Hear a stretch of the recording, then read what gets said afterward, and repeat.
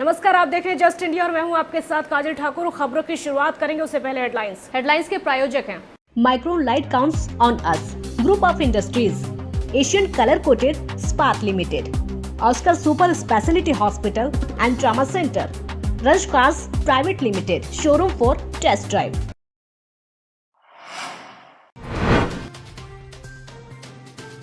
देश में कोरोना मरीजों की संख्या 53,000 के करीब पहुंची। अब तक 1,783 लोगों की मौत। हरियाणा में अब तक 597 केस, 7 की मौत। बुद्ध पूर्णिमा के मौके पर कोरोना वॉरियर्स के नाम पीएम मोदी का संबोधन। पीएम बोले, अपना और अपने परिवार का ख्याल रखें, हम कोरोना से लड़ाई लड़ रहे हैं। पीएम ने विशाखापट्टनम की घटना पर जताई चिंता। दुनिया भर से भारतीयों की घर वापसी आज से शुरू। अबू धाबी से आएंगे करीब 200 भारतीय। वंदे भारत मिशन रखा गया इस अभियान का नाम।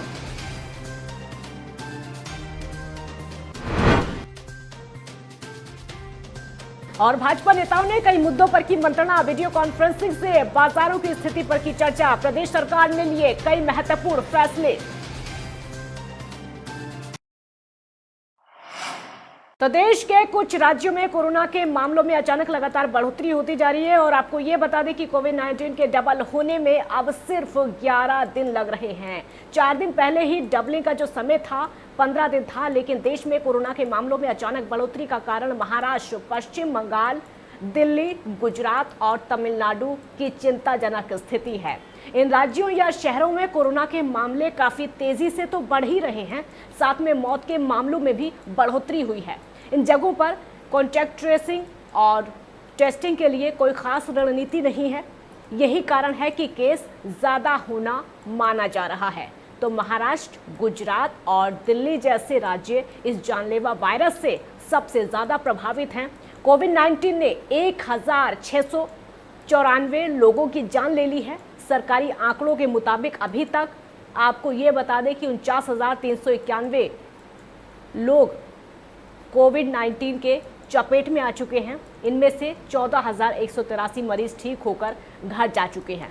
तो महाराष्ट्र में कोरोना केस लगातार बढ़ते जा रहे हैं। दिल्ली में भी लगातार मरीजों के मिलने का सिलसिला बरकरार है। और अगर हरियाणा की बात करें तो हरियाणा में अब तक 597 केस सामने आ चुके हैं। कोरोना मरीज 597 अब तक हो चुके हैं।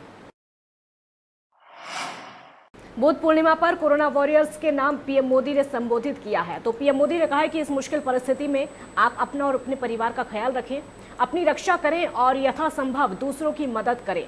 जब दूसरों के लिए करुणा हो, संवेदना हो और सेवा का भाव हो तो आप बड़ी से बड़ी चुनौती को पार कर सकते हैं। जब दूसरे के लिए करुणा हो, संवेदना हो और सेवा का भाव हो तो आप बड़ी से बड़ी चुनौती से पार भी पा सकते हैं। संकट के इस दौर में नागरिकों का जीवन बचाने की पूरी कोशिश की जा रही है। दुनिया इस समय संकट से गुजर रही है। भारत इस समय विश्व हित में काम कर रहा है और हमेशा करता रहेगा। तो एयर इंडिया की एक फ्लाइट 200 नागरिकों के साथ अबू धाबी से भारत आ रही है। विदेश सचिव हर्षवर्धन श्रृंगला ने वंदे भारत मिशन नामक इस अभियान की सफलता के लिए जारी प्रयासों के तहत कई राज्यों के मुख्य सचिवों के साथ में वीडियो कॉन्फ्रेंसिंग की। योजना के अनुसार सरकार कई देशों में उड़ानें भेजना शुरू करेगी। विदेश मंत्री एस जयशंकर इस मिशन के क्रियान्वयन पर खुद ही नजर रख रहे हैं और उन्होंने इस विषय पर कई बैठकें की, जिनमें गृह मंत्रालय, नागर विमानन मंत्रालय, स्वास्थ्य मंत्रालय और राज्यों के प्रतिनिधि शामिल थे। तो विदेश मंत्रालय ने इस काम के सिलसिले में ज़्यादातर राज्यों के लिए नोडल अधिकारी नियुक्त किए हैं। इस बीच देश में हवाई अड्डों पर कोरोना वायरस लॉकडाउन के चलते विदेशों में फंसे भारतीयों के आगमन के लिए पूरी तैयारी कर ली है। तो विमान और समुद्री मार्ग से चलने वाले इस अभियान की शुरुआत अबू धाबी से कोच्चि के लिए एयर इंडिया की उड़ान के रवाना होने के साथ होगी। तो एयर इंडिया की गैर अधिसूचित वाणिज्यिक उड़ान, इसमें तकरीबन 200 यात्रियों को लेकर अबू धाबी से रवाना इसको किया जाएगा और केरल के कोच्चि अंतर्राष्ट्रीय हवाई अड्डे पहुंचने की संभावना इसकी जताई जा रही है। विशाखापट्टनम में बड़ा गैस हादसा हुआ है। दरअसल एक फैक्ट्री में जहरीली गैस के रिसाव से तकरीबन 1000 से ज़्यादा लोग प्रभावित हुए हैं। एक बच्चे समेत 3 लोगों की मौत इसमें हुई है। और वहीं आपको ये भी बता दें कि 3 किलोमीटर के रेडियस में गांव को खाली करा लिया गया है। इस हादसे के बाद लोगों में उल्टी, जलन, सांस लेने में तकलीफ के साथ साथ जहां तहां लोग बेहोश पड़े हुए हैं। और आपको ये भी बता दें कि 8 लोगों की अब तक इस पूरे मामले में मौत हो चुकी है। 20 की हालत गंभीर बनी हुई है। 100 से ज़्यादा लोग अस्पताल में भर्ती हैं। प्रधानमंत्री नरेंद्र मोदी ने ट्वीट करके कहा है कि लोगों की सुरक्षा के लिए प्रार्थना करता हूं। एनडीआरएफ, पुलिस, फायर कर्मी भी मौके पर पहुंचे। आसपास के खाली गांव जितने भी थे वहां पर लगातार नजर रखी जा रही है। गांव को खाली करवा लिया गया है। लोग सड़कों पर तड़प रहे हैं, उनके मुंह से झाग निकल रहे हैं। कई पशु सड़कों पर बेहोश हैं। और वहीं पीएम मोदी ने विशाखापट्टनम गैस कांड पर आपदा प्रबंधन की आपात बैठक बुलाई है। हरियाणा में दिन ब दिन कोरोना मरीजों की संख्या लगातार बढ़ती जा रही है और वहीं जींद में भी 3 लोगों की कोरोना पॉजिटिव रिपोर्ट आई है, जिनमें 3 लोग ही, जो ये तीनों लोग हैं वो सब्जी विक्रेता हैं, यानी सब्जी बेचने का काम किया करते थे। इन मरीजों में एक जींद शहर और दो जो मरीज हैं वो छात्र के रहने वाले हैं। आपको ये बता दें कि जींद में अब तक कोरोना पॉजिटिव मरीजों की संख्या तकरीबन 12 हो चुकी है। रोहतक में बीजेपी के प्रदेश कार्यालय में रोहतक जिले के सीनियर नेताओं और पदाधिकारियों ने महत्वपूर्ण बिंदुओं पर मंत्रणा की है। निर्णय लिया गया है कि भविष्य में वीडियो कॉन्फ्रेंसिंग के माध्यम से सभी नेता संपर्क में रहेंगे।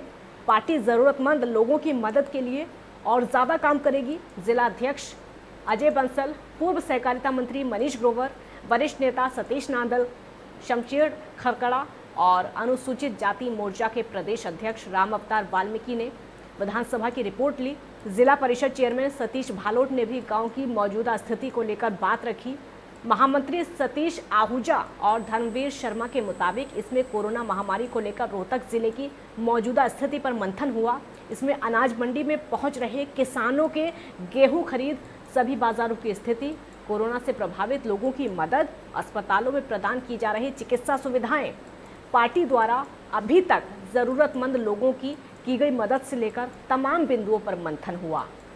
तो पूर्व मंत्री मनीष ग्रोवर ने कहा कि केंद्र और राज्य सरकार ने लॉकडाउन के दौरान जरूरतमंद वर्गों की मदद के लिए हर संभव फैसले लिए हैं। सोशल डिस्टेंसिंग का पालन करते हुए इस पर जोर दिया गया कि हर व्यक्ति मास्क पहने और ज़रूरतमंद व्यक्ति की मदद करे। भविष्य में पार्टी के केंद्रीय नेतृत्व से मिलने वाले दिशा निर्देश और तमाम बैठक वीडियो कॉन्फ्रेंसिंग के माध्यम से की जाए ताकि सोशल डिस्टेंसिंग का पालन हो। तो कार्यकर्ताओं द्वारा मिल रहे सुझाव पर भी चर्चा की गई। सतीश नांदल, खरकड़ा और दूसरे पदाधिकारियों ने भी सुझाव दिए। इस मौके पर पार्टी के सभी मंडल अध्यक्ष और दूसरे पदाधिकारी मौजूद रहे।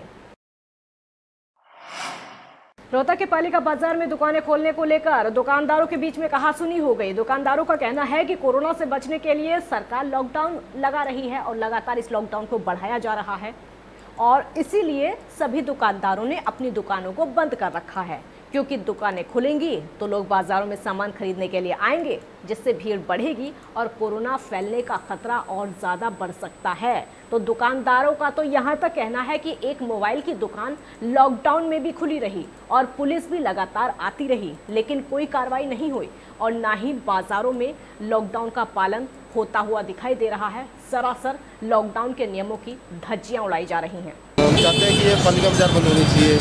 ना तो यहाँ कोई मास्क लगाए घूमता है और ना ही कोई इसी का पालन करता है। और ये जो यहाँ दुकानों के किराए इतने हैं, एक दिन छोड़ के दुकान खुलेगी तो हम दुकानदार किराया कहाँ से दे पाएंगे। इसलिए हम चाहते हैं कि मार्केट बंद हो, कि पालिका बाजार को बंद कर दिया जाए। यहाँ पर इतनी भीड़ भाड़ रहती है किसी ना, और कोरोना के पेशेंट डेली बढ़ते ही जा रहे हैं। हम चाहते हैं पालिका बाजार बंद हो रहे, कोई नियमों का पालन नहीं करता, यहाँ पे कोई मास्क लगा के नहीं घूमता, इतनी भीड़ लगी रहती है। किसी ना किसी को दिक्कत होगी तो सर फिर क्या होगा। यहाँ किराए ना लोगों से किराए दिए जाएंगे और एक एक दुकान पे 10-10 बंदे काम करते हैं सर। दुकान के अंदर इतनी भीड़ रहती है। हफ्ते में 3 दिन ही दुकान खुलेगी, जिसमें हमारे पास 10-10 लड़के काम करते हैं। हमारा ना किराया निकल सकता ना कुछ, ना हम 10 लड़कों को अपनी दुकान पे बुला सकते। और जो दबंग लोग हैं यहाँ पे पूरा दिन काम कर रहे हैं। दिनों में भी उन्होंने 30 के 30 दिन काम करा है। हमारे पास पूरी सबकी वीडियो है जिसमें लॉकडाउन के दिन भी दुकानों के शटर खोल के काम किया जा रहा है। हमारी दुकान अगर हफ्ते में 3 दिन खुलती है तो हमने 7 दिन का किराया भरना पड़ेगा। हमारा माफ पूरे महीने का किराया जाएगा, 10 दिन दुकान खुलेगी। ये हमारी सबसे बड़ी समस्या समस्या है। हम चाहते हैं इस लॉकडाउन को पूरा बंद किया जाए। हम कहाँ से भरेंगे? 75,000 रुपये किराए हमारे, कहाँ से भरेंगे? और जो दबंग इंसान है वो अपने काम कर रहे हैं, 40-40 मार्केट का हाल देखो, कहाँ से काम करेंगे? बंद में भी कुछ दुकानदारों ने अच्छा खासा काम किया है, शटर नीचे होते हुए भी उन्होंने कोई लॉकडाउन का पालन नहीं किया, जिससे जो आप देख रहे हैं कि हरियाणा के अंदर कितने केस बढ़ गए हैं। कल को अगर कुछ हो जाता है तो ये हमारे ऊपर ही मतलब दिक्कत है। आम जनता को परेशानी और दुकानदारों को भी परेशानी है। काम धंधा इतना है नहीं और हर जो माल है वो ब्लैक में बिक रहा है। करनाल के कल्पना चावला हॉस्पिटल के चौथे फ्लोर से व्यक्ति ने कूदकर आत्महत्या करने की कोशिश की। व्यक्ति का कोरोना का टेस्ट हुआ था, लेकिन रिपोर्ट नेगेटिव आई तो व्यक्ति के सिर में चोट आई है और पैर में फ्रैक्चर हुआ है। कल्पना चावला हॉस्पिटल की माने तो आपको ये बता दें, वहाँ ग्रहण सा लग गया है, क्योंकि आए दिन इस तरह के हादसे लगातार वहाँ पर होते रहते हैं, आत्महत्याएं लगातार होती रहती हैं। एक व्यक्ति ने फिर से आत्महत्या करने की कोशिश वहाँ पर की। तकरीबन 35 साल का रूबल नाम के व्यक्ति ने चौथे फ्लोर से कूदकर ये कोशिश की गई। डॉक्टर्स और पुलिस के मुताबिक व्यक्ति शराब पीने का आदी है, उसका लीवर खराब है और वो यहाँ जब भर्ती हुआ तो उसका कोरोना टेस्ट भी हुआ, जिसकी रिपोर्ट नेगेटिव आई, जिसकी जानकारी उसे भी दे दी गई थी, लेकिन वो हॉस्पिटल में था और शराब मिल नहीं पा रही थी, जिसके चलते उसने ये बड़ा कदम उठाया। लीवर डिसीज का पेशेंट है, लगभग उसका 90% लीवर पहले ही शराब से खत्म हो चुका है। तो ऐसे में जो शराब के मरीज हैं उनके घर वाले उनका ध्यान रखें, क्योंकि एकदम से शराब ना मिल पाने के कारण या एकदम से जैसे अभी शराब की दुकानें खुली हैं, कई बार शराब पेशेंट ज़्यादा पी लेता है या दूसरी क्वालिटी की पी लेता है, तो इस चीज़ों में हमें उनके ज़्यादा ध्यान रखने की जरूरत है। अस्पताल में मनोचिकित्सक की ड्यूटी लगाई गई है, इस तरह के मरीजों को देख रहे हैं, लेकिन जैसा कि देखने में सामने आया, जो तीनों मरीज ने जो इस तरह की कोशिश की है वो सारे शराबी थे।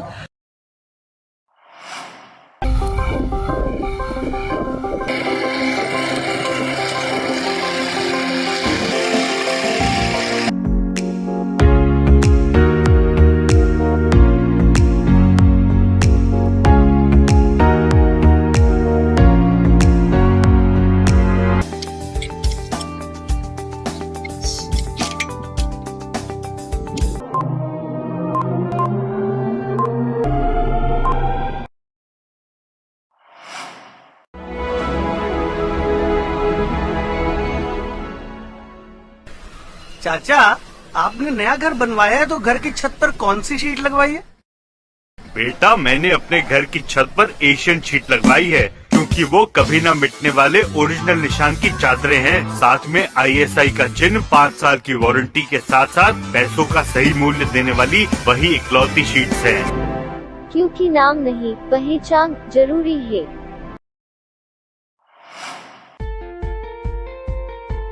Be Fast Fit, India's fastest growing fitness chain, now at Rohtak D Park and biggest fitness club. Services like cardio, full strength and free weight stations, CrossFit, group classes, aerobics, yoga, Tabata training, high intensity training with professional trainers, steam bath and sauna bath. Be Fast Fit, be the best of yourself. Right to addition reserved.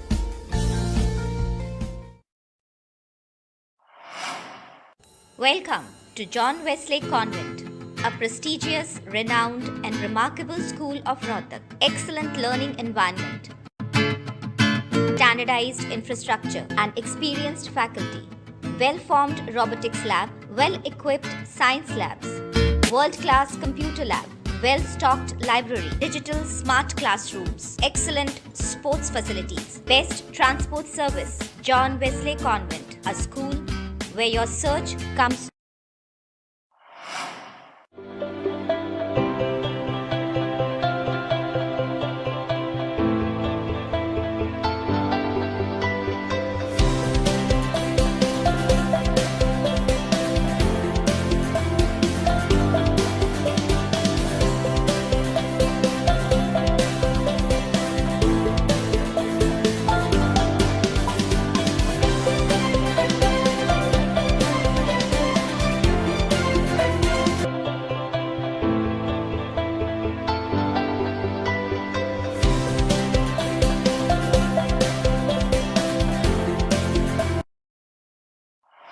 खबरों में फिलहाल इतना ही। देखते रहिए just India. नमस्कार।